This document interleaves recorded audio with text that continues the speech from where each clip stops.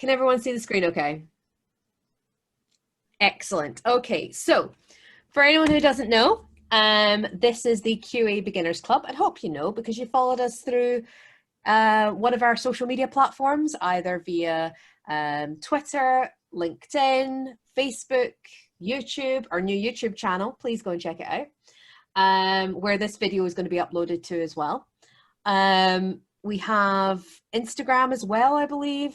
In fact, I'm pretty sure we've posted pictures of Chris and I having a meeting in Pedro's before.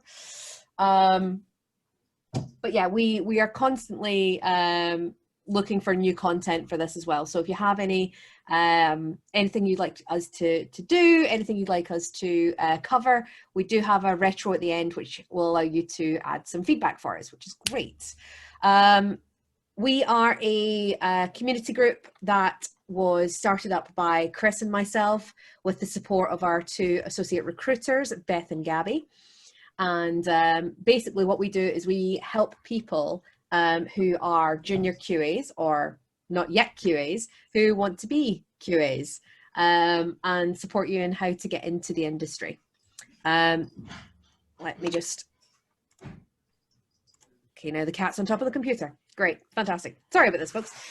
So it's a safe space. We are here for everyone, regardless of age, gender, sexuality, race, ability. It is absolutely available to everyone.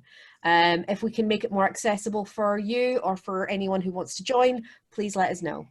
It's a free event, always has been, always will be. If we get sponsorship from any other company, bear in mind we do not we don't look for sponsorship. It will be on a temporary basis. When we eventually get round to being back in a safe, happy environment, we will, yeah, fingers crossed, we will have you all welcome in Manchester or wherever the event takes us. You never know, could be international. Everyone's welcome. Please be respectful to each other. Ensure that you're on mute during the presentations. We do ask that if you're going to ask questions, please try to direct them in chat so that we can manage them one by one. And please, any feedback at the end is more than welcomed. If you see anyone acting out of turn or you feel uncomfortable in any way, please notify myself or Chris. As well, Beth and Gabby are there as well for any support that you might need. And breaking the rules will be basically result in a ban. This is a happy, safe environment. We don't want to have anyone uncomfortable. So if you do break the rules, you will feel the full force of the QABCs.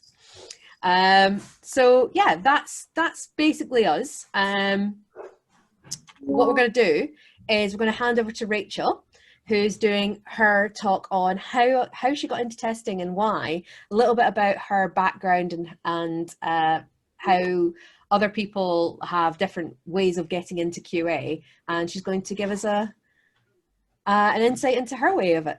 So I'll let you take it away, Rachel. Have you got a presentation or is it just nope? Okay, I will leave your screen up then. So hi, I'm Rachael Crosby. I am a senior QA tester at Ampersand. I've been in testing for 5-6 years now, and I have a really unconventional route into testing. So if I take you back to where it all began, going through high school, I was convinced I was going to go into law. So my dream was to be a barrister. And I got to the end of high school and hadn't done very well. Hated high school by the end of it. But my absolute passion in life has always been horses. So I actually left high school, went to college and studied equine management, qualified in equine management, and then got myself a job working on a livery yard, which is where people stable horses and basically have staff that look after them. So I was working with big dressage horses. Spent maybe 3-4 months doing that, and then decided that it just wasn't the right industry for me. It was more of a hobby than a career. and a career was what I really, really wanted. So I was kind of stuck for a little bit and thinking, you know, what did I want to do? Where did I want to go? And it was actually speaking to family who kind of came back and were like, well, what about IT? It's such a big industry.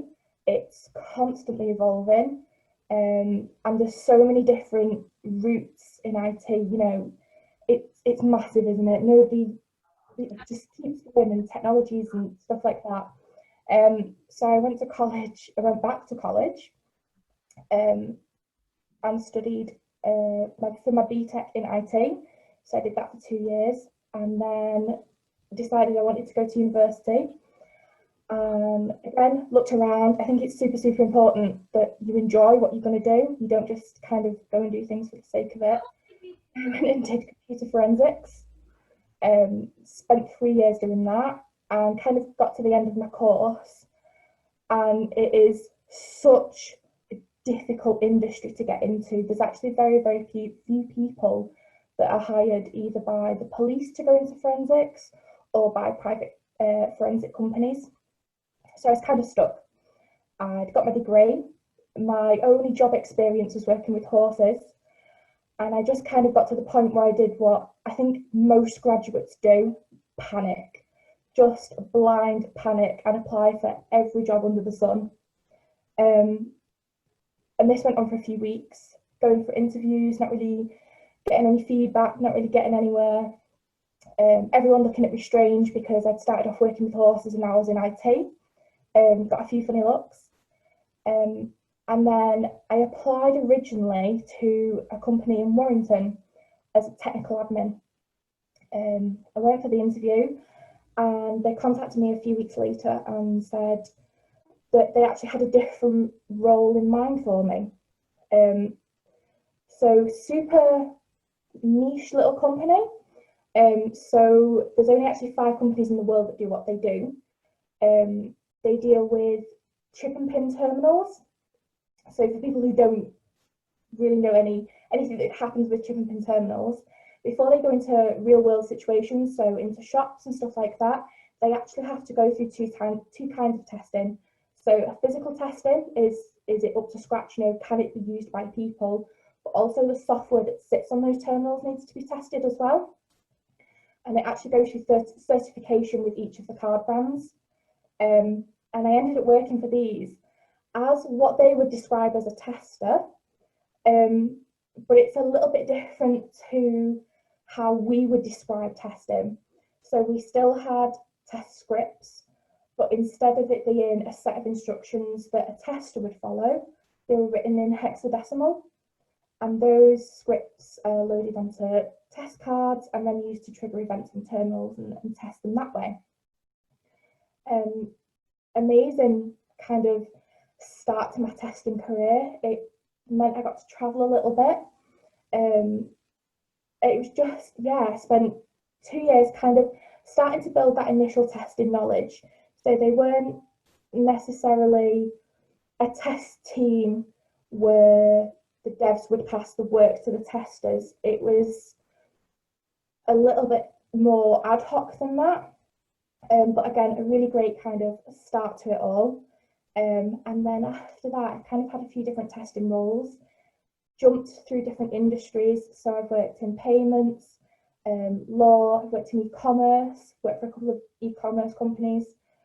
And it just kind of, I don't know, triggered that I wanted to be in a more, what we call a traditional testing role, which is why I jumped about a little bit, tried to get in with different companies, build up more and more experience behind me, worked with manual and automation testing, because obviously automation is becoming quite a big thing now, and just tried to build up my skills that way. I kind of went through a phase where I had a little bit of a love-hate relationship with testing. So I'd worked within testing for a couple of years, couldn't really decide if that's where I really, really wanted to be. So I took a little bit of time out from testing, and I went and did 18 months as a developer in an e-commerce company. So working on the AWS cloud infrastructure, working with the data ingestion team, which was amazing. But coming to the end of that, it kind of solidified for me that testing was where I really, really wanted to be. I enjoyed both kinds of work, but testing was just, I see it as a little bit of a puzzle, and I love puzzles, which, you know, it's just where I wanted to be, I think. So I came back into testing, worked for a company who deal with gas and elect systems, and then eventually moved to Ampersand, which is where I am now. Again, what do I most enjoy about testing? I think the puzzles. So I'm a fan of big back-end systems. I like the technical aspect of it. And there's so many different kinds of testing. I know some people like more of the finesse of the front-end work. I like the puzzles of the back-end systems and how does it all connect together and fit, and how do we end up with kind of the end product, I suppose. What do I dislike about testing? I think one of the hardest parts of the job is trying to go back to, say, developers that you're working really, really closely with, and at times critique the work. Those aren't always easy conversations to have. And I think that's probably the bit of the job that I dislike the most. Again, it's not always easy to go up to somebody and say, actually, you've not done this quite right, or this doesn't seem to be working. Those are kind of the difficult parts of the job. What I've kind of learned over time, I suppose, is to be patient with people, especially with developers that you kind of work with and stuff like that. Going through my career, and I think you guys will find as well as you kind of move through things, is it's so important to find what works for you. So I've been guilty of taking some roles just for the sake of taking the roles, and haven't really thought about how long we're in work for, and whether I enjoyed the work. You know, we talk about fitting in with teams and stuff like that, but it's so important to make sure that you enjoy the work at the same time. I can't stress that enough. I've worked on products where I thought, this is so boring, and you've got no passion for it, and you're there 5 days a week. It's not the most fun to have, I suppose. And I think the last bit of advice that I would give to people is, don't let people change you as you try to go through your career. So make decisions that are right for you. Yeah, just enjoy yourselves, I suppose. Any questions? Any questions that you want to pop into chat for Rachel? If you don't think of any for right now, please feel free to put them in chat, and I'm sure Rachel will be more than happy to answer any burning questions you have. The retro board, you'll notice that Chris has put up the link for the retro board in the chat as well, so please feel free to pop over to that and add your comments and any questions that you might have as well, and what you want to see next. But thank you so much, Rachel, for that insight into the wonderful world of going from horsing fun to QA. Quite a jump. Yeah, quite. Yeah, it's certainly different. People are easier to deal with. We do have one question here from Morgan. How do you find it is working for Ampersand? Where are you now? Where you are now, sorry. Okay. Ampersand, so everywhere else I've worked, so Ampersand, for those that don't know, is a digital agency. And I'd never ever worked for an agency before. It's very, very fast paced compared to where I've worked previously. So I've worked for some companies who are very big corporate companies, and turnaround is quite slow.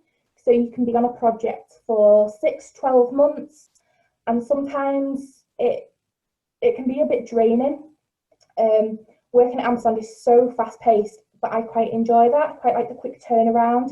It means that you learn fast. The skills that I've picked up have been amazing. It's really kind of grown, I suppose, my testing skills. It's the first time I've been senior as well, so it's given me the opportunity to take on some more responsibilities. But yeah, it's been really, really good. Fast paced is kind of like the biggest thing I've taken from this. It was a little bit of a shock to the system. Everywhere else, you know, works typically in 2-week sprints, but even for us, a 2-week sprint is, we pack a lot into it. What advice would I give to myself as a junior tester? Get involved more in the community. So I think when I first got into testing, I was so oblivious to the testing community that's out there, and it was only sort of 2 or 3 roles into testing where I kind of came across it. You know, there's so much out there for you to read and things like that about testing, but getting involved in the community and seeing how other companies do things, you know, it allows those conversations, and it means that you get to learn and you can take away different ideas and stuff like that. So definitely it would have been to go out and just get stuck into the community and get talking to people and networking. What are my aspirations as a tester for the next 5 years? Oh my gosh, I would have, if you'd have asked me this 6 months ago, it would have been to make senior. And now I'm senior. So I think for me, I still think that I have knowledge gaps.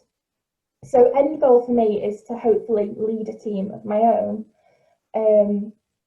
But for now, I think over the next few years, I'd like to fill in those knowledge gaps, especially from a technical aspect. Just get to grips with technologies a little bit more. Obviously, coming into Ampersand, there's things like Magento that I've never used before, so I'd like to build up my knowledge on that. So I think over the next few years, it would just be build up the knowledge for me. How hard did you find getting that first role in tech testing? Oh my gosh. So I honestly kind of fell into that first role, which again was such a niche little role. It was strange. So I just fell into that one. After that, moving into traditional testing roles was probably a little bit more difficult. So for me, there was more getting to grips with, so some places that I've worked have wanted a more technical kind of aspect. So it's been going out and reading about things like, say, load balancers and stuff like that, and trying to understand how some of the bigger technologies work. So things like AWS and stuff like that. So for me, I went away and I just read as much as I could, different testing blogs and stuff like that. Just try to keep on top of what people were talking about at the time. I think a big part of being in a tech role is staying current. So listen to what technologies people are starting to use, even if you don't have the opportunity to necessarily use them, to have an understanding of them, because that goes such a long way. If you can at least say, yeah, I know about this, I've not used it hands-on, but I have an understanding of it. It really, really does go a long way. We'll take this last question if that's all right, and then we can head to a break. Have I done any coding as a tester, and what languages would you recommend testers learn, if any? So the only kind of even close to that I've used is SQL. I would recommend SQL to anyone, because a lot of places now like to query databases and stuff like that. There's a lot of places ask for SQL, so that is definitely one. That's really the only one I've ever been asked to use. As a dev, I was asked to use Scala, which is very, very close to Java, and it's kind of the way that Java is heading. Agreement SQL is great. It is great. Get your head around it. When I first started using it, I was like, what is this? I can't get my head around it, but stick at it, because honestly, there's so many places now that use it. JavaScript is probably quite a good one to get your head around as well, because I think there's a few places that have started to ask for an understanding of JavaScript as well now. Any other questions? We good? Is Tracy cutting me off now? Not quite cutting everyone off, but if you do have any more questions, please pop them in the chat and we will try to get round to them. So what we're going to do is we're going to take a quick 5-minute break. So if everyone can come back, we'll say just about 25 to, we will get started on the second talk. Once again, thank you so much, Rachel, for the insight. And yeah, I'll turn my camera back on. If anyone wants to grab a brew, grab a drink, feel free, and we will be here and then we'll get started again at 25 to. And I've just spilt a drink all over my desk. Today's going so well. Today has been a day. That's all I'm saying. It has been a day. I am right there with you. I feel your pain. Oh, has anyone got any exciting lockdown plans for Halloween? Are you dressing up, Tracy, for Friday? You know what? Since it's a work thing, I will. I don't know if everyone will be ready for it though. I am excited. Because I do cosplay, and I do cosplay in quite an extreme way sometimes. We missed a trick. We should have come as Rick and Morty again. No. Well, no, because I gave away my my onesie, if you remember. I gave it to Mand. Oh, did you? Yeah. Oh, no. I managed to pick up my last time I was at Code. To pick up all my Rick Sanchez gear. Yeah, so last Halloween, Chris and Mand, who works with us at Ampersand, were Rick and Morty, and they did a fantastic job. A really good job of that. Yeah. Cosplay sounds cool. That's something that if workplaces can get right, then like dressing up for Halloween is just a thing. It's just it's like didn't we do Superhero Day last year as well? I did a few things, but yeah, we dressed up last Halloween for the QABCs, and I was in my Morty onesie, and and yeah, that, Dean, believe it or not, that was a year ago. It's like an age. I know, right? It's quite terrifying that that's been so long, because March when we went into lockdown doesn't actually seem that long ago. Oh, my days.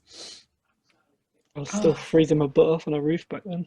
Yeah. Yes, you were. You were still a roofer back then. I was. Now you are a fully fledged junior QA. Yeah. How are things over at Misguided? Yeah, good. Busy as ever. Yeah. Pretty. Getting ready for Black Friday. Yeah. They've got stuff rolling out constantly, so it's just every day's a manic one. You forget that, it's not just the stores that get busy at Black Friday. The people behind the website get busy as well. Rachel, you experienced Black Friday last year, didn't you? And last e-commerce place. A couple of years ago. So I used to work for Very, so Shop Direct. So they own Very in Littlewoods. Black Friday there is an absolute experience. Good or bad? Honestly, they have a gigantic meeting room on the buildings on the ground floor, and about 2 weeks before Black Friday, it is booked out, and it is booked out the whole way through it.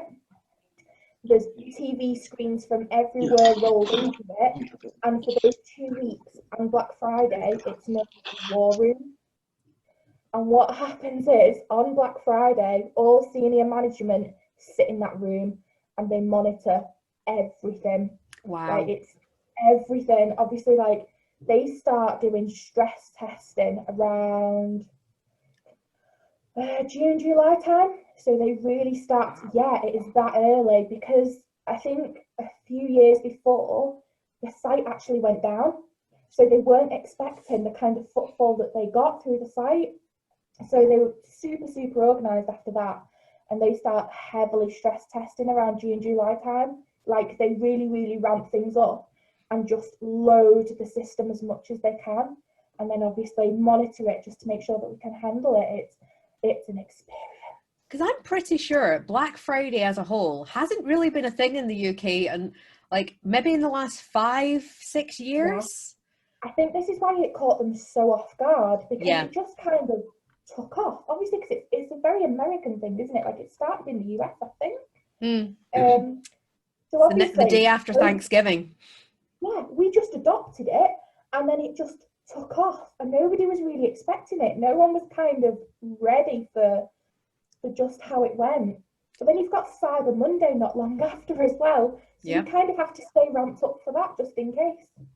It's funny, when I lived in California, I experienced Black Friday for real. Like, the queues, the scary, like, fucking people at the doors, like windows, like right at the window going, "Are you open yet? Are you open yet? Are you open yet?"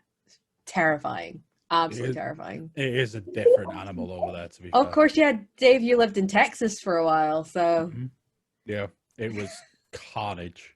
Is it exactly how, like, obviously when we see things on the news, they're obviously going to show us the most extreme versions. Is it like that all the time, with people like queuing at the doors and banging to get in? Is it every Walmart, every Target, every Best Buy? Yeah.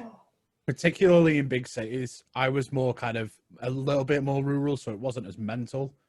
But you'll get queues overnight, and then kind of if you go like late afternoon, you're normally okay, but then there's very little left. It's like finish Thanksgiving dinner, get packed up, and then go and camp out at the store. Or in Texas, finish Thanksgiving dinner, get drunk, wake up at midday the next day, and then think about going to the store.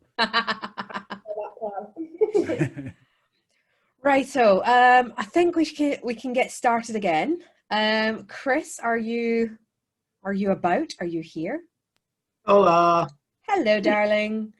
Okay, so I'm going to stop presenting. I have given you permission to share now, to share in Zoom, so you can go ahead and take over. Cool. Can you all see my screen? It should be the QABC welcome back. Yes. Sweet as. Well, good evening, everyone. Hope you had a little break, grab yourself a brew, go to the toilet, whatnot, not two at the same time, because that would be weird. You've got to get out of your bathroom. Anywho. So, presentation I have for you this evening is some tools that I like to use, and Chrome extensions I like to use while testing to help me be a bit more efficient and get tickets testing across the line through to client staging or into live a lot quicker. So I'm going to share these with you because I'm nice like that. And also, as I go along, I will send links into this chat channel as well, so you can get on those. And also, if you are watching our YouTube channel, please click on the links below. I always wanted to do this. Click on the links below in here, click onto them, and you'll follow them and have all the instructions. So that was a good one. We shall begin. Sorry, I forgot my little gifts. Myself. How I felt today with that kid on the right hand side. Exactly how my day went. I'll just let you enjoy that for a moment. So the first tool I'm going to show you, which is also a Chrome extension, so two birds with one stone, is Selenium IDE. Ask yourself, what is Selenium IDE? This is an automation tool. It's a simple point and click system, so you really don't need to write any code. So if you're going to start using any form of automation, this is a good one. I use this to run basic smoke tests when deployed have been done through each environment. So this will be through test, staging, and live. I have a test suite set up, so all you need to do is press a play button. Selenium IDE will do the rest for me. So if there are any errors in the smoke test or a user journey is broken, Selenium IDE will flag it for me in big red writing. So I'm going to quickly get this set up. New Windows. Here we go. So Selenium looks a little bit like this. So once you've clicked on the link and downloaded everything, start recording your own, but for the sake of getting through things quickly this evening, I'm going to do some Blue Peter styles in here, some I made earlier. So I'm going to use a simple test here.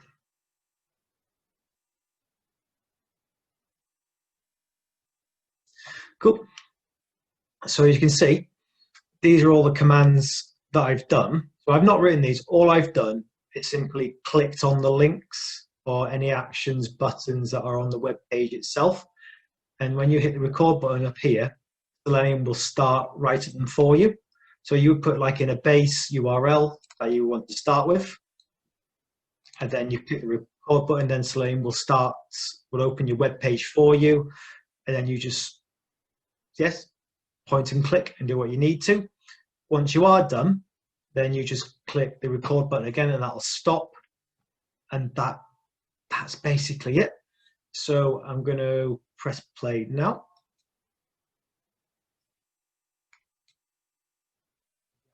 It's free.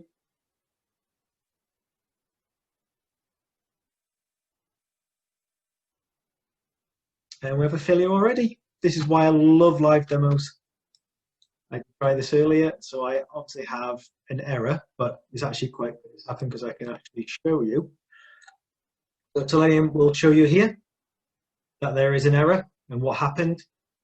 So it's failed to find that 250 gig. Interesting, because that should be in our log. Close that down and replay our test.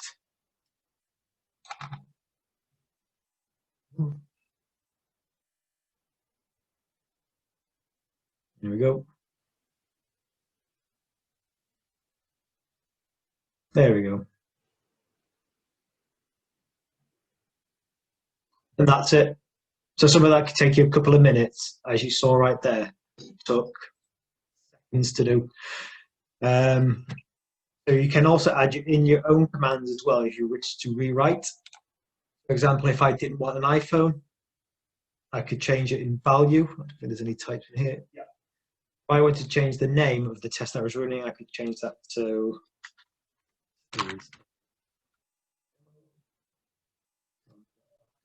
yeah, like play now. Wait, my mouse is not playing ball today. There we go. This is a demo. So wherever I type in there, I'll rewrite over and see or continue playing.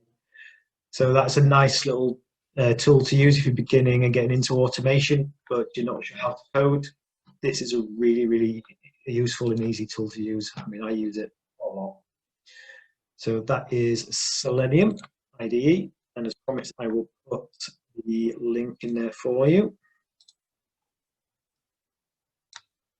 There we go. So I'll pair in enough. So next one, thanks to my lovely mouse playing up. Next one is Browser Stack. Browser Stack is where you can test against multiple browser versions, multiple iOS as well as Windows, iPhones, Android operating systems. And you can also test it locally. So if you're on a lockdown test environment or you're a dev and you're a test against browsers or operators you don't have access to, this can do it as well. And also it is a Chrome extension. So I will show you that. Here it is there. So if I click on that, there's Browser Stack. I'll give you a better view of it anyway. I shall load it up. Oh yeah, while this is open, please don't forget to start adding stuff to our retro board. That would be lovely.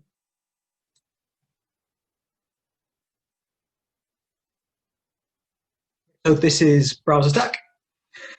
You can see you've got all forms of different variants. So you've got Edge and all the latest, and even the beta versions in development and all previous versions. Same with IE. Why would you now? Because that's now, God rest its soul, dead and buried, near enough, thankfully. And Firefox as well, latest and the beta versions, again, all previous versions, and also the option to see everything from the very beginning if they're still valid. Chrome as well, latest. You know what, you get the idea. I'm going to go through every single one.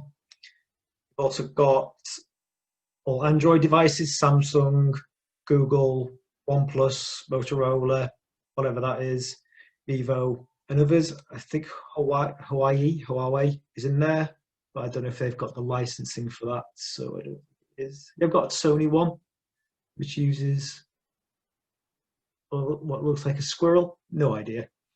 But I've got like all the latest browsers in the Samsung S20 Plus Ultra, everything right down 5 all the way to the S4, because again, I assume they don't support that anymore, so that's why you won't see it. iOS, again, I don't think they've got the license just for it yet, so you've got everything up to the 11 Pro and Pro Max. There's one iMac or Mac, whichever. You've got all the latest versions, Safari, Opera,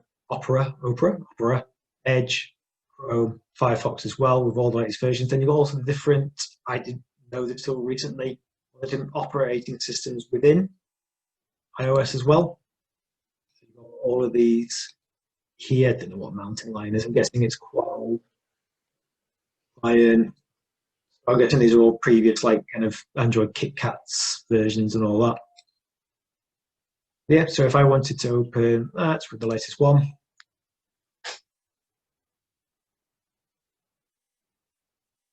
So what this is kicking in the background is, there's a kind of a browser stat local which downloads with this as well. So if you're in a lockdown environment, like a test environment, where it's locked down to a certain IP address, you can open up what are called local, go focal, force locals on. So that means you can test in your test environments. You don't have to put like a hack to get through that. That'll do that for you. So there are, as far as I know, free versions. I think it's a 7-day free trial for Browser Stack, or there's a limited version. Obviously, this is a paid tool, so this is quite expensive. So if you're with a company you find it's quite useful, I do especially don't have access to certain iPads, iPhones that are used, and especially iOS, I don't have access to, and also Safari browser because I'm on Windows laptop, because I'm normal. Just kidding. I can get this to use as well. My presentation. Again, I'll put all these links on the chat as well, so you can have a little look. Next one is, I love this tool, it's so efficient, is GhostLab. So what GhostLab is you can multi-browser and multi-device all in one go. So you could, for example, use Chrome as your control. Then what GhostLab will do will then send that to all different browsers and your devices as well. So you can test one thing at 6 times quicker. So if you're covering Chrome, Firefox, Edge, this one, Chrome, Firefox, Edge, yes, Safari, iOS, and Android, you can do that all in one go. So you use one as a controller, it'll copy exactly what you're doing across all the other browsers and devices. And I shall show you a demo of this naturally. You not to.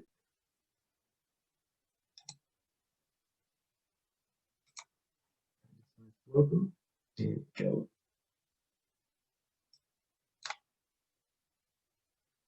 we go.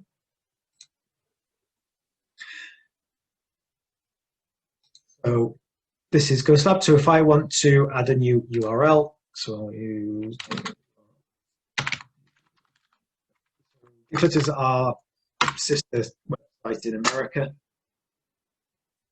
So I'll click the play button here. Now what it's going to use is it's going to use an IP address.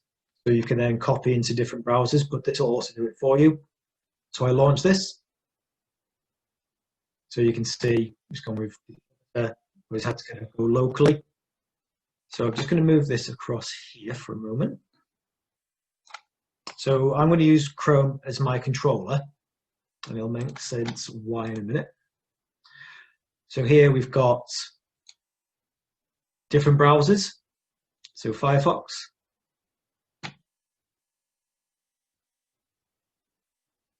Let's load. Nope.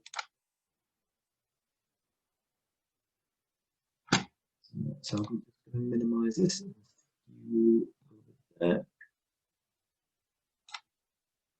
Maybe I won't. How rude. I'm going to check on Edge as well.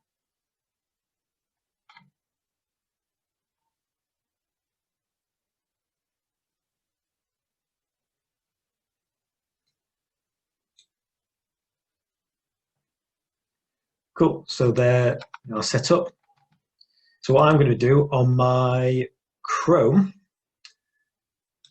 I'm going to use this. So as you can see, you can probably see the tabs highlighting this. If I click on Start Selling,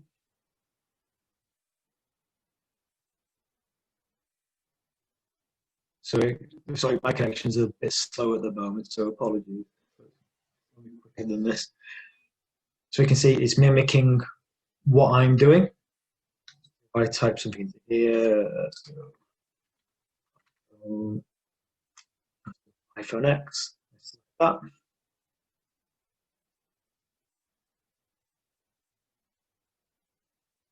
As you see, it's copying exactly what I'm doing. So again, you can on GhostLab, there's a QR code reader here. So on your device, what you do is you would scan that code. Make sure obviously you're on a VPN as well. If you're in a lockdown environment, that will also mimic what you're doing on your devices as well. So again, if you've got everything set up properly, you can cover well any stuff. The storage that they used to have like iPads, iPhones, all on the wall with different browsers, having about 15 devices and browsers going at the same time. I had 2 or 3 people like proper Matrix style. Insane. So that's GhostLab. That is again a paid for tool. It's quite cheap. And when they've got a sale on, I think it's $45 down to $29. And then you own that license key, but they do a 7-day free trial. So if you fancy playing about with it, or you are within a company, and you've got a good project coming up, give that a download, and then maybe try and sell it and try to get a license, because I would highly recommend it, especially from a front-end visual thing. So much, such a short time. So that. These. I need them sooner or later. And also, you can link up GhostLab with Browser Stack, which I didn't know till recently. So if you copy and paste that IP address with the URL, stick it in there, and set it as Safari, that'll still work as well. A little bit slower because it's like a live URL trying to go through an emulator, then trying to be mimicked by GhostLab as well. So it might be a second or 2 behind, but it still works. So again, if you haven't got an iPad, you can see how that works. There you go. My present.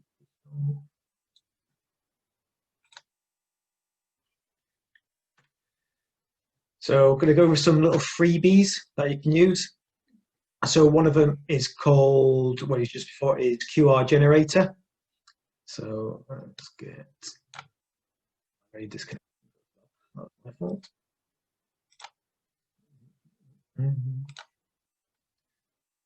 Professional should have a tab ready.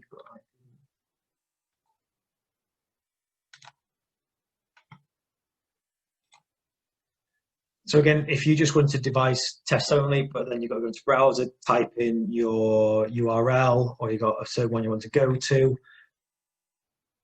You click on this,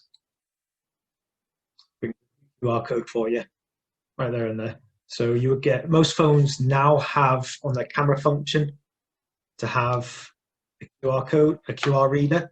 So I'm just going to use my iPhone as an example. So yeah, that. So if I then highlight that, you'll probably see that pop up. I know it's just seeing me. So if you click on the link, that's from the QR code, then yeah, it'll go straight to that page without you having to type in anything. So I find that as a useful Chrome extension, really useful to save time. I'd say, okay, look at this web page on mobile. You can even, functions are, I think you can, yeah, you can download QR codes, you can save it. I didn't know you can change its color if you want. Don't know why you would. Save. There you go, now it's now red. So if you wanted to make it look pretty, completely up to you. So that's a little freebie with Chrome extensions again. I'll send out all the links in the chat for you to have a look at. Next one, I was going to, oh yeah, test this out. Here's one I literally made earlier. So if you would like to get your phone for me, and when I downloaded from the QR generator, if you could kindly scan that for me, and in the chat, let me know what you get.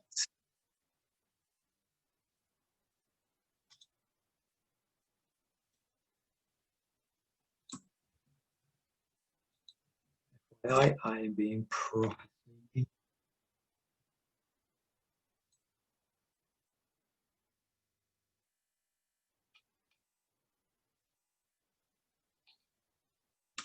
Yay! Come here, you would win a sweet or something, but unfortunately we're not on the office, so I'll send it by first mail. But yeah, so since you're all QR code that, please feel free to join our YouTube channel and yeah, follow our great videos that you do. I didn't know what you mean, but promotion and all. So our next one is, this is more for Windows laptop users or PC. Is if you want to screen mirror your iPhone. I was expecting a rickroll. Yeah, so if you want to like demonstrate what you're seeing on your iPhone, again, like the reason why I did it silly doing like, can you see this, that? So this is a really nice little tool to use. Again, it's a free download. It's not dodgy when I first thought it was. So you can actually screen mirror your iPhone onto your laptop, and again, it's not an emulator. It actually is mimicking what's happening on your phone. So again, as good as Browser Stack is, I personally try and avoid emulators as much as possible, but sometimes they just use them. So I will show you that.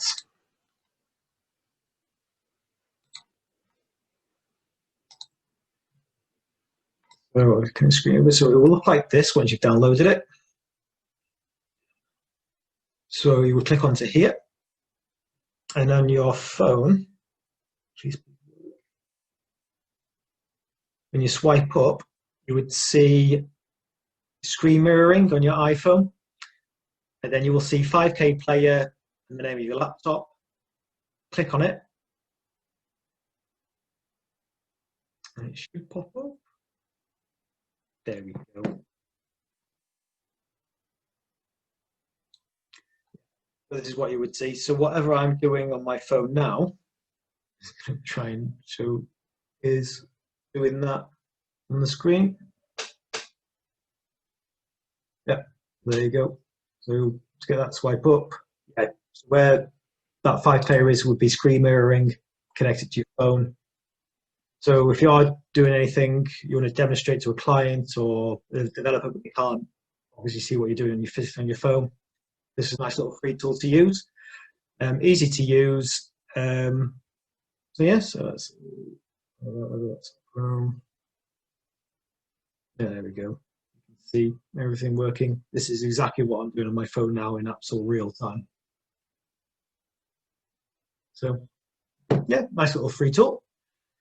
And lastly, very much a similar thing, because I've used it for presentations before. But same thing, but for Android. So this one's mainly for Samsungs because it's the most popular Android phone used. Called Samsung Flow, not like the name, but as in flow of water. So I'll get this set up for you. Oop. Yeah, so this again you can use on Windows and also Macs, but for some reason iPhones will let you go onto Windows laptop. That's why I use the 5K player. So on your phone, you'll see it, download it, you'll see a little Samsung Flow. This is available from the App Store and Google Play. So if you then, on your laptop, look for Flow, there we go. So it looks like this.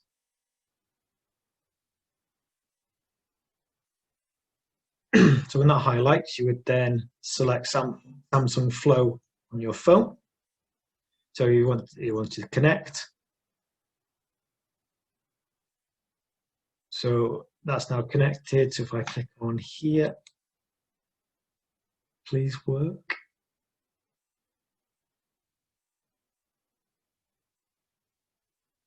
Sweet as could be. So this is now mirroring what's on your phone, but rather than using your phone to control, you can actually do it all on screen. So again, this is not an emulator. This is just controlling your phone. So this is exactly what your phone's doing. Again, you can go through all different apps. So they're all. Nope. Nope. Nope. Nope. So you can go through all your different apps as well. So again, this is good if you want to again present to stakeholders, to devs, whatever you like to do. I find it really, really useful, especially trying to record bugs or anything like that, or anything you might see. So good to use. And yeah, that is me for my presentation. I hope you enjoyed and found that informative. Trying to open up Flow because I have, Zoom. I can't seem to because I want to see what questions people are asking. There we go. So I'll backtrack a little bit. So I've used Ghost Inspector, which is generally thought that said which is a dick, but it's a click, sorry, and play similar to Selenium IDE. Ghost Inspector has the ability to add in SQL steps. Selenium IDE, I don't think does. It's just a basic. Sorry, Rachel. It's just a basic point and click system. As far as I know, I only use it just to do smoke tests and when the deployment has been through the environment. But you can write basic commands within Selenium IDE. But if you have any more information on that, would be great to share. Because if you could add it into SQL, especially into SQL databases, which I use in Workbench, that would be amazing to automate that, because that would make things even quicker. Yeah, I'll send you some information over about it. That'll be fantastic. Glad we had this conversation. Sorry, for Andy, how simple, difficult is Browser Stack to learn, and can it use alongside different programming languages? Yeah, Browser Stack is just more of an emulator. So you just basically copy and paste what URL you want to see. As I mentioned, you can use Ghost Lab alongside it as well, which is really good. So if there's a certain browser or device you haven't got a physical into, then yes, you can use Browser Stack for that. But you can only use Browser Stack, I think, one at a time. Unless you open it up in different tabs, it might work, but that'll probably slow down, I would guess. But that's never occurred to me until now. So thank you, Andy, for asking that question. I'm going to do that tomorrow morning. What we've got. Yes, Tracy. Slam does have the option to reduce the speed of the test, so you can watch it slower. But I'm more fussed with the functionality. If it works, so a functionality works correctly, I want to speed it through. But that's completely up to discretion. I'll see if I can. Oh, where are you?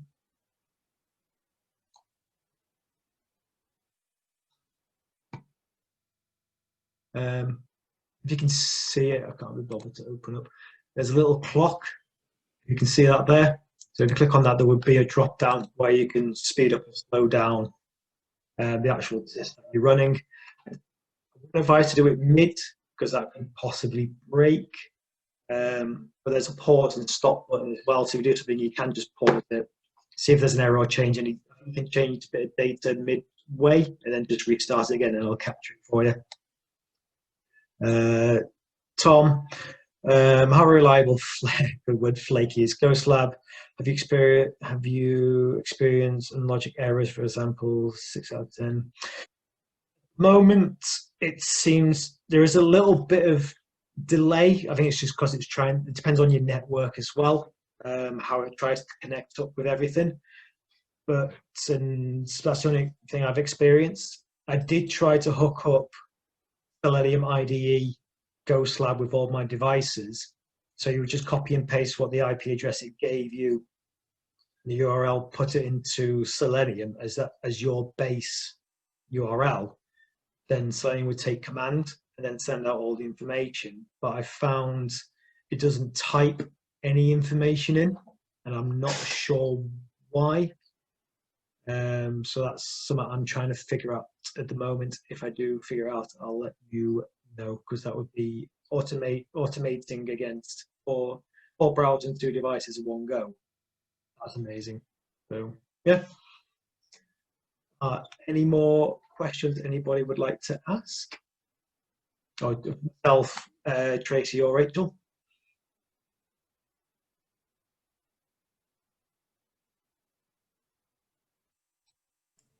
Don't worry if we don't have any more questions for now. There will be plenty of opportunity to ask questions to any of us, either at the end of this, or we do also have, of course, the Slack channel. If you haven't joined already, please do. And everyone is welcome there to join us on Slack. We've got the retro board. Chris, would you mind reposting it again, please? Sure. And that way we can get up. Got a question from Justina about what testing blogs you'd recommend. Personally, I used to follow the Friendly Tester, who is a guy called Richard Bradshaw. He actually manages the Ministry of Testing. He has some great resources on his website, which I will put up. And there's so many blogs on the Ministry of Testing website as well that I would highly recommend. So definitely check them out because they've got lots of blogs, lots of videos. I actually got some really good insight from one of their blogs, which was on being a lonely tester, because my very first testing job, I was not only the only QA, their first QA, and the only woman on the team. So I felt quite lonely. And so yeah, it was really important to have these blogs to get an insight into other people's lives. Chris, Rachel, any suggestions on blogs? I mainly go for YouTube personally. Like if I got any questions, I would type into there and look for videos, then blogs. That's my personal reference. Sorry. Also, Reddit. Reddit has some really good testing stuff sometimes, and you can't beat a bit of Reddit. Testing and probably some cat pictures. The only problem with that is getting stuck down a Reddit hole. That's not a bad thing. It can eat up quite a lot of your day. We've got a couple of questions in here as well. Let's see. if I do a bit of crowd testing and test on, say, the Ben and Jerry's website, can you put that on my CV, on your CV? I guess to what end? Like, Yeah. It's to what purpose you're doing the testing. So if you're doing it as part of, say, the crowd testing groups, like, say, for example, Bug Finders or UTest, anything like that, then yes, definitely you can put that down as one of your clients, as long as there's not a non-disclosure been signed. So that's the only thing. Like, if you've signed a non-disclosure agreement to say that you don't talk about your clients. So say, for example, I can say that I work for Ampersand, but that doesn't mean that I can tell you who their clients are. So on your CV, it really just depends on if you've done it through one of these agencies and if you're allowed to talk about it. But by all means, it's definitely something, it's an interesting point to have in an interview and say, hey, I tested the Ben and Jerry's website.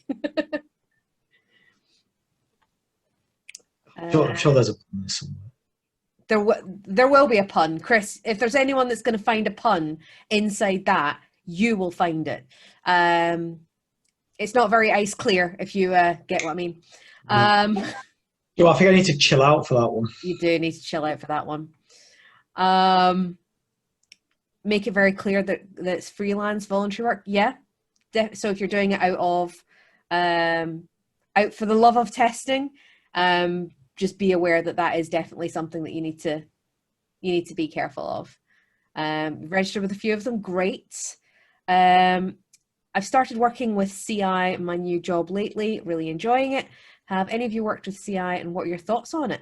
I haven't, actually. That's something that I've not come across in my. I've seen it on meetups and groups of people using it, but it's not something that I've personally used myself. If you've got any experiences and you want to talk about it, maybe give Chris and I a shout, and you can come and do a demo of it if you're such way inclined. That'd be great. Ryan, how can I self-learn these tools? I mean, testing with these tools, any recommendations? Well, going on, as Chris said, YouTube is definitely one of the things. If you want to learn about a tool, type it into YouTube, and I can guarantee you there will be at least 4 or 5 tutorials on how to do something. Yeah, nine times out of 10, the actual link or the sort of product will have a user guide on there anyway, but for some reason some don't, which is not a great selling point. And using YouTube, put in how to use Ghost Lab, yeah, you'll get about a buttload of videos how to use it. Yeah. We've got some suggestions here from Kamir. UTest, TestBirds, Digivante, and Testing Time. Thank you very much for those suggestions. And anyone who's looking for any help on getting started with those websites, please give us a shout. Might take you up on that after a few weeks. Use it. Excellent. Yeah, honestly, we are always looking for more people to present and to share their experiences. So please drop us a message on Slack or on LinkedIn or any of our social media platforms, and we will be happy to have you on. Okay, so if everyone could just head over to the retro board, and we'll give you a couple more minutes just to put some post-it notes in. Just tell us what you're thinking, tell us how you feel. For anyone who has never experienced a retro before, this is usually done at the end of every project, or we like to do them at the end of our meetups just to get an idea of, what's gone well, what's not gone well, what we'd like to improve. Retros can come in various forms, but we like to keep it simple here. So it's just a morale check-in. What did you like? What did you dislike? And what would you like to see next? And would you like to see more Long Boy?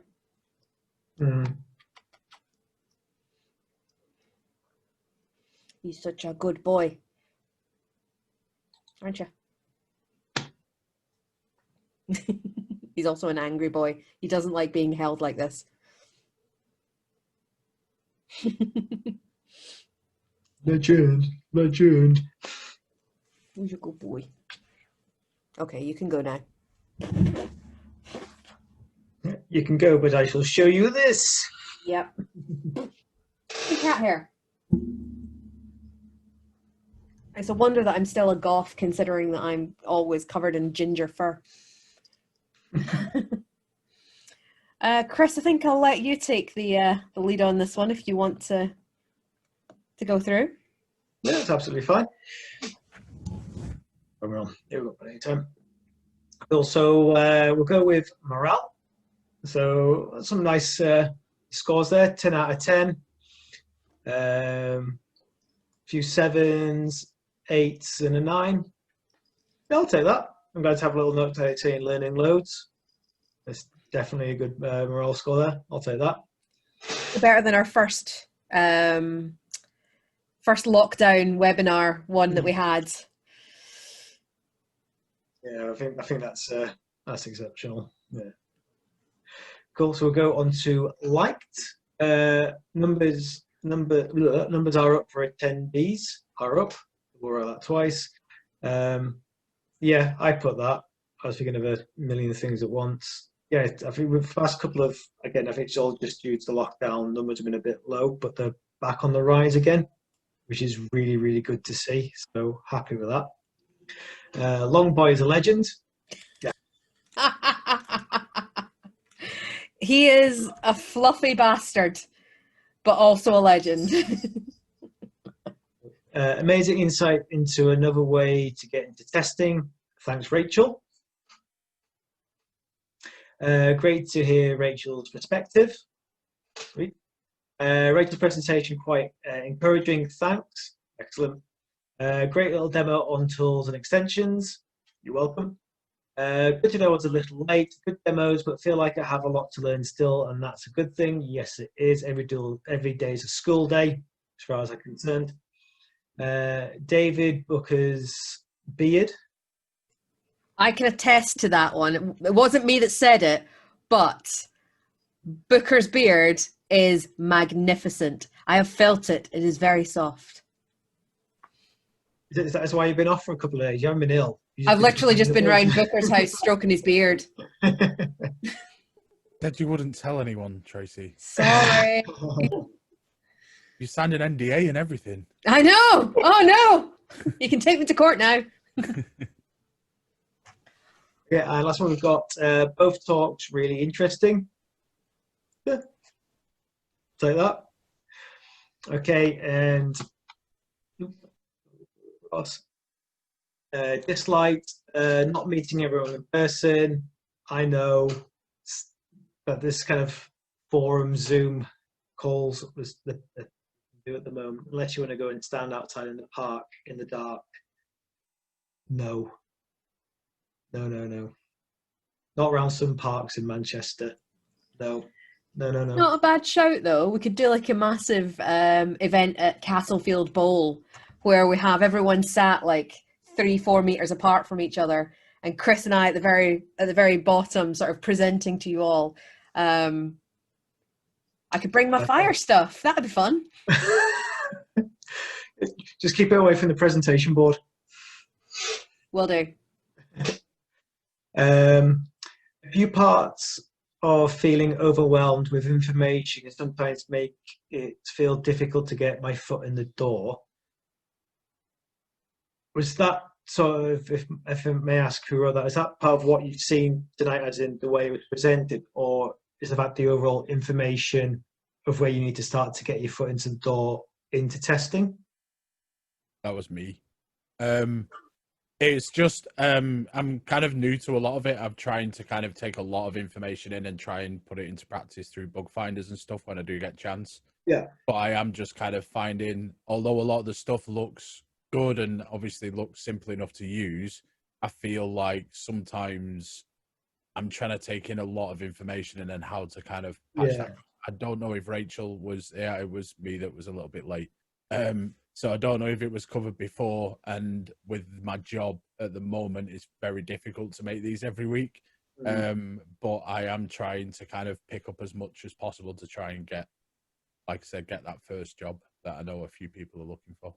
So again, as Tracy mentioned, and Tracy, if you would have put invite into this chat, is to the Slack channel for QABC. It's not 24/7. If you wake me at 3 o'clock in the morning, yeah, it won't be pretty, mate. Don't do it. If I'm still drunk, you might get a friendly response, but no, not to use it.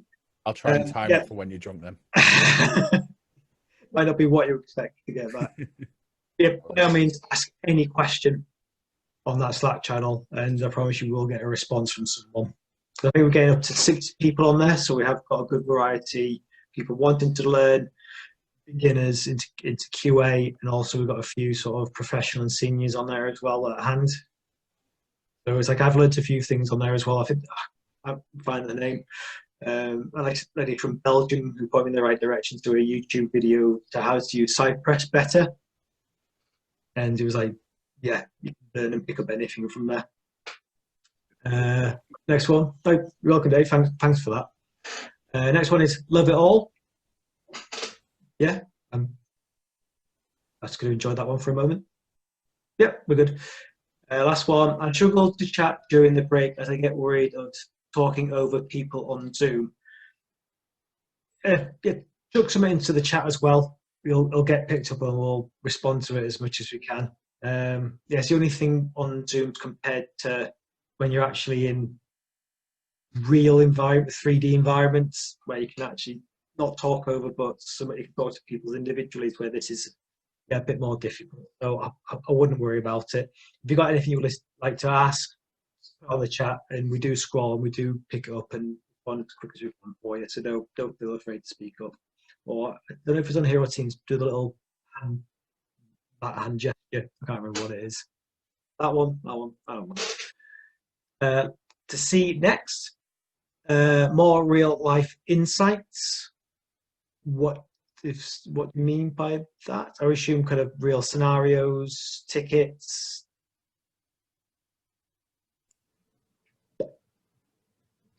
Maybe just more how-tos and how real life experiences like we brought today with Rachel. Yeah, we can easily organise that. How to handle the conversations when something fails. Ooh, that is an interesting one. Rachel, you kind of covered that earlier, didn't you? A little bit, yeah. It's definitely something to be aware of. It'd be a really, really good one to cover, because I think when I first went into it, it can be overwhelming to be in your first testing role and trying to take so much in, and you get to that first ticket and it fails, and you think, oh my gosh, I've got to go and tell someone that the work has failed. It's a really, really difficult conversation to have, so that would be amazing to cover. Very soft skills, for sure. Some companies will actually point blank refuse you to use the word fail. It's not a nice word, very negative, but we have to give constructive feedback regardless. Yeah. So that could be a really interesting, actually, I have the perfect person for that. We do have a couple of colleagues over at Booking who do a fantastic presentation called The Wheels on the Bus Go Fail, Fail, Fail. This is who I think it is. It is Mr. It is Young and Dan. Yeah, we can point them in the direction of this one. They also, like Chris, love to put GIFs in their presentations. So, and if he's still growing his mustache, David, you got competition not for the beard but the mustache. Super twirly. It's well, yeah. I'll give him a shout. This one got is mobile testing. Yeah, we do sort of coverage. It's like Google Analytics, why we would test these devices, and also what's the difference between browser and app testing. I think that might cover that. Hashtag Tracy. I have done my native app testing, so I could go on with that. Yeah, we'll capture and discuss. I think there's. We'll do that after. Recommend any courses. Not ISTQB. Don't do it. No. Don't do it. Don't pay for it. Yeah. If you've done it already, good on you. But bearing in mind, a lot of the content that you learn in the ISTQB is outdated. Yeah, if you haven't, like I said, Tracy, you've done it already, spawn. So companies are asking for it, but it's like, if you know your stuff, then yeah. That's a point. Beth, Gabby, would you like to weigh in on the validity of the ISTQB for potential candidates? Yeah, I guess from my perspective, it's never really made much of a difference at all. Don't know about you, Gabby.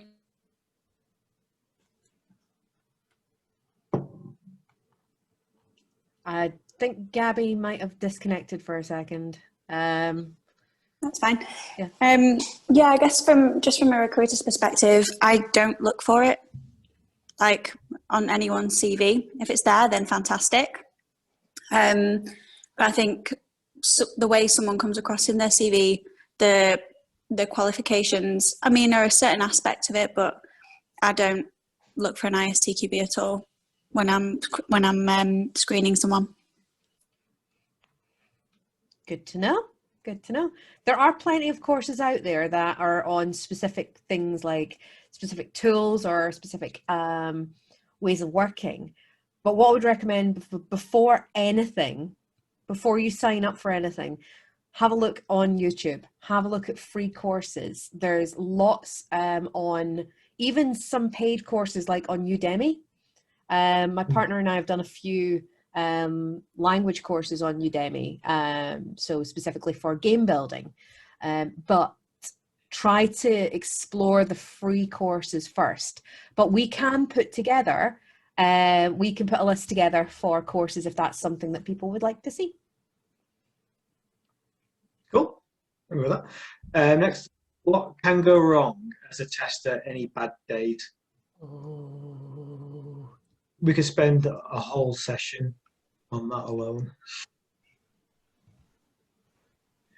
Swiftly moving on. I mean, see Tracy turning as pink as her hair. That's not a good sign. I don't want her to turn blue either.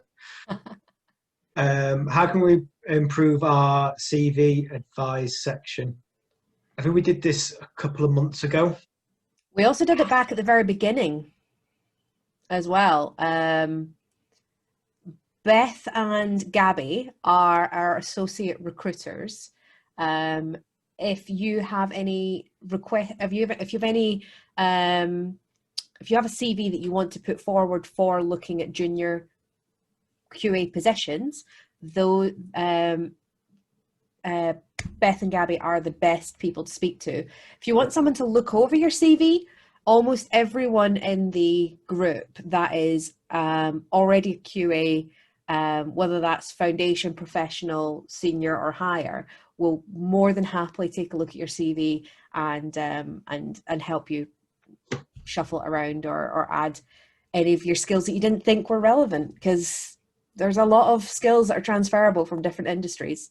But we could maybe do that as a little side session. Yeah. And again, join our Slack channel. Beth and Gabby are on there too, so feel free to chat to them on there as well. And Beth has also very kindly put her email address in the chat. So if anyone would like any recruitment support, please go and give her a shout. And last one, any advice for testing software away from websites? Ooh. So is that, whoever said that one, is that for native app building or software rather than web apps? Is that what we're looking at? Oh, it's from Morgan, yes. So, funnily enough, if we were looking at mobile testing, we could look at native app testing as well. That's something that I've got a bit of experience in from back when I was at Code, and actually more so when I was at the BBC. So we could get some native app testing,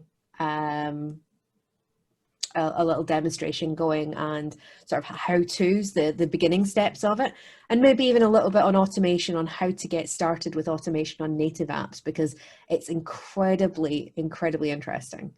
I'd love to see that as well. It is a lot of fun. So yeah, we can, we can look into that as another topic. That's great.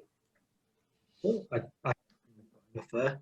I think to go off that. What can go wrong as a tester in any bad days? That's an interesting one. I would definitely love to see a collection of experiences, not just like specifically for one person, but maybe a montage of this went wrong and how bad it can get. Because once you know how bad it can get, everything else is better. This is true. Very, very true. I can confirm. I mean, I have been a crying mess on the floor when something has gone wrong. And once you've been to that level, you can only go up from there. This is true. I've just seen David's note, like a blooper reel. A blooper reel of QA. I like it. I like it. Like we don't have blooper reels on QABC. It's just one take. Whatever it said, set in stone. That's it. No going back. Has anybody got any other questions before we depart for the evening? Because I intend to watch the game in half an hour. Give you a few seconds to think. Yeah. Okay. Go on, Andy. Yeah, Andy, go on. Okay. I'm okay to just mention a couple of things to everybody, please. Sure. Cool. Thank you. So I do a online testing magazine every 2 to 3 months, and for the next edition in December time, I'm actually looking for mentoring stories as well. So if you've got a story of either being mentored as a software tester or if you've mentored somebody else or even both, then I'd be very interested to hear from you as well. And I'll put in my email address in the chat in a minute as well, and also on the Slack channel as well. So that's the first piece. So if anyone's got any, it's called The Tester. It's an online magazine. I can send you the link as well to that if you like as well. Thank you. So Cool. And the next thing as well, Tracy and Chris, am I okay to speak to you for about 5 minutes after this, please? Just got another question to ask you both as well, if that's okay, please. Yeah, that's fine. Thank you. No problem. Just got a couple of people asking for details to your magazine. Oh, thank you. So if you want to pop that in the chat, that'd be great. I'll do that. Thank you. Other questions for either myself or Chris, or for Rachel, or for Beth, our resident recruiter?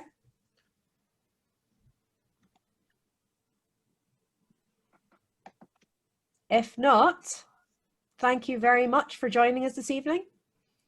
Thanks, Patricia. This presentation has been recorded. I remembered this time.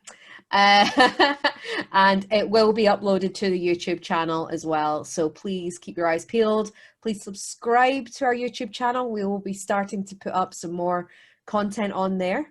Maybe some professional stuff. Chris and I can get like maybe a professional thing going. I don't know. We'll see what happens. But yeah, just subscribe and press the bell. Get those notifications. Please like, subscribe. We don't have anything to buy. We'll maybe get some QABC merch. I don't know. I'm sure we talked about that before. We tried to do t-shirts a while back, but we did try to do t-shirts. So yeah, but yeah, mugs. I will work on a QABC mug for you all then. But yeah, thank you all so much for coming along today. Please join the Slack channel. I'll put the invite in the chat again, just in case. But please come and join us on Slack. If you need any support, if you want any help in getting into the finding your way in QA, there are plenty of people, not just Chris and myself, plenty of people on there that will be more than willing to help you. And if that's everything, well, thank you all very much and have a wonderful Thank you. evening. Be safe during Halloween. Thank you, Bye, guys. everyone. Take care. Bye. Thank you. I'm going to keep waving till everyone goes. Bye. Bye. How long can I annoy you for?